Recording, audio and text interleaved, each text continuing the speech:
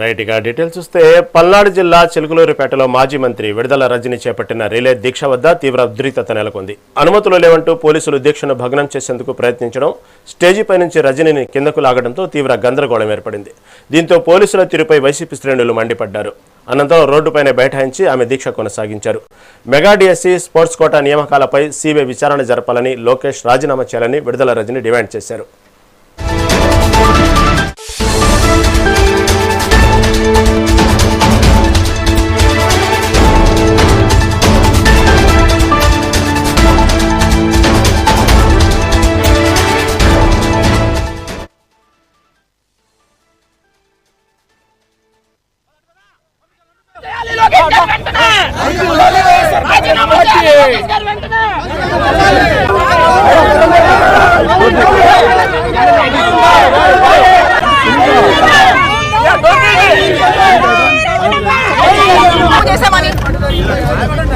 ఏం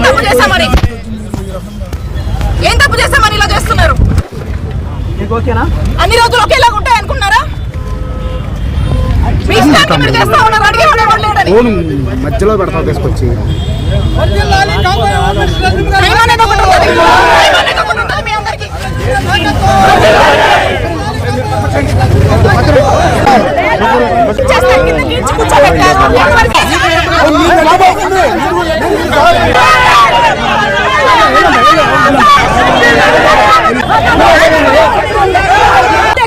మీరు కరెక్ట్ గా చేద్దాం, మేము ఎక్కం కదా రోడ్లు, మమ్మల్ని రోడ్డుకి ఎక్కించారు.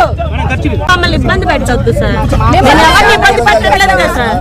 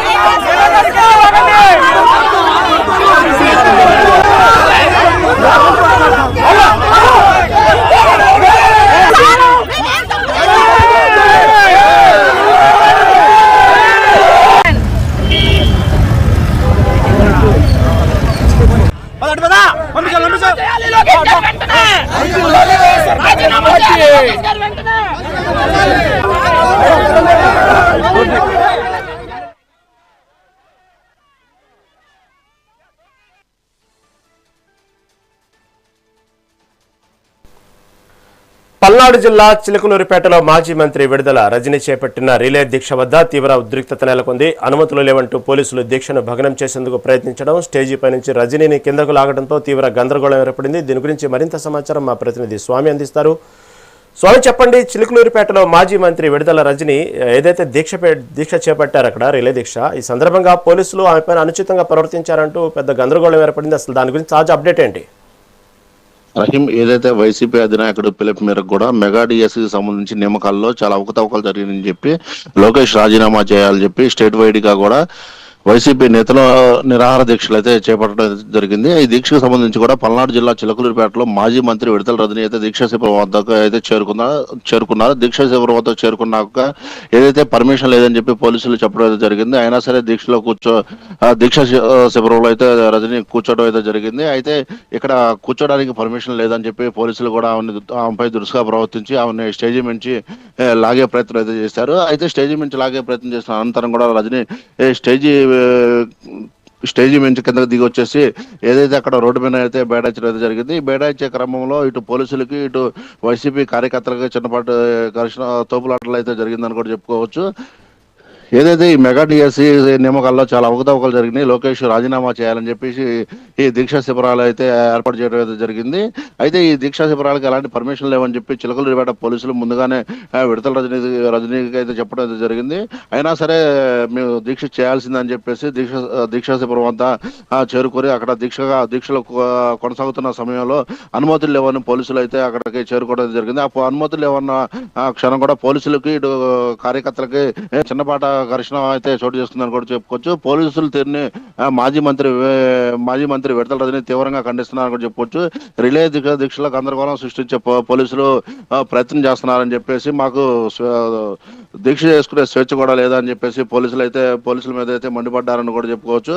ఇక్కడ మీకు పెట్టుకోవడానికి ఎలాంటి పర్మిషన్ లేవని పోలీసులు అయితే దీక్షకు నిరాకరించడం జరిగింది. అయితే ఏదైతే మాజీ మంత్రి విడతల రజనీని స్టేజీ పై నుంచి కిందకు లాగే ప్రయత్నం చేశారు. కిందకు లాగే ప్రయత్నం చేసిన సమయంలో అయితే రజనీ కిందకు వచ్చేసి అది రోడ్డు మీద అయితే కూర్చోవడం అయితే జరిగింది.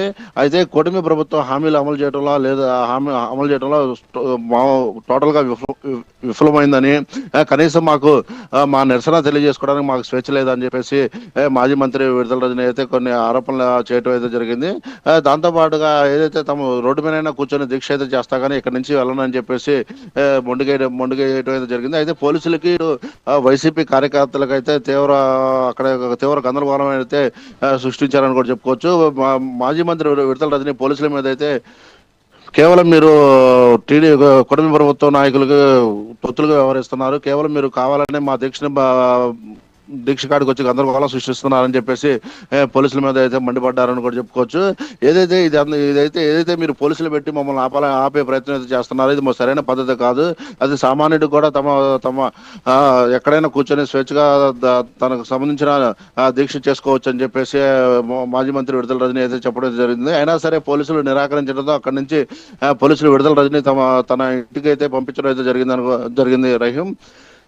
అయితే మాజీ మంత్రి విడతల రజనీ మాట్లాడుతూ కూడా పోలీసులు కేవలం కుట్రపూరితంగానే చేస్తున్నారు, ఇదంతా కేవలం ఏదైతే వైసీపీ కార్యకర్తల మీద వైసీపీ నాయకుల మీద కావాలని తప్పుడు కేసులు పెట్టడానికి పోలీసులు అయితే ముందుగానే ఉన్నారని చెప్పేసి, అసలు మేము ఏ తప్పు చేయకపోయినా సరే మేము ప్రశాంతంగా రిలే దీక్ష చేసుకుంటున్నాం, కానీ కేవలం పోలీసులు వచ్చి గందరగోళం సృష్టించారు, కానీ మేము అంతమించి మేము ఎలాంటి గందరగోళం కానీ ఎలాంటి అవాంఛనీయ సంఘటనలు కూడా మేము చేయడానికి కూడా మేము సిద్ధంగా లేము. ఏదైతే మెగా డిఎస్సీ నియామకాల్లో చాలా అవకతవకలకు సంబంధించి విద్యాశాఖ మంత్రి నారా లోకేష్ రాజీనామా చేయాలని తమ డిమాండ్ అయితే ప్రజల తరపున అయితే మేము కోరుకుంటున్నామని చెప్పేసి మాజీ మంత్రి విడతల రజనీ అయితే చెప్పడం జరిగింది. ఇదంతా చూసుకున్నట్టయితే ఒక 6 గంటల సేపు అయితే ఇటు పోలీసులకి ఇటు వైసీపీ కార్యకర్తలకి తీవ్ర గందరగోళం సృష్టించారని కూడా చెప్పుకోవచ్చు.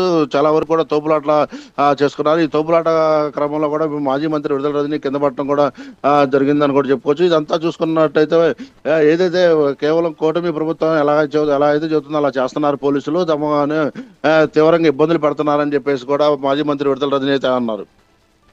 రైట్ స్వామి, right. Thank you for update.